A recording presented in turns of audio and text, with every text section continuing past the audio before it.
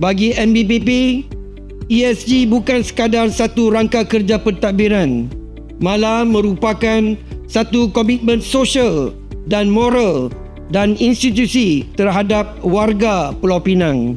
Visi Penang 2030 untuk menjadikan Pulau Pinang sebuah negeri pintar dan hijau berteraskan keluarga instalasi negara serta prinsip clean, accountable and transparent terus menjadi teras pentadbiran MBPP dalam memperkukuh kedudukan Pulau Pinang sebagai sebuah bandaraya yang mampan, berdaya tahan dan dipercayai.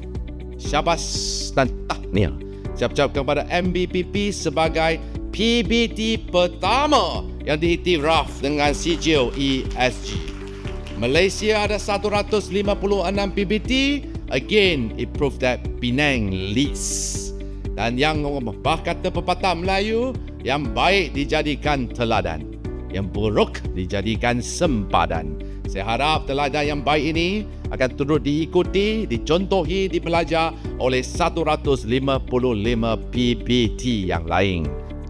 Dalam konteks ini, pengiktirafan ESG yang diterima MBPP meletakkan Pulau Pinang pada kedudukan yang strategik untuk terus menarik pelaburan berkualiti dan juga memaju pembangunan mampan selaras dengan aspirasi negeri ke arah A Better Penang pada tahun 2026, iaitu ke arah sebuah masa depan yang lebih seimbang, berdaya tahan dan berteraskan kesejahteraan rakyat.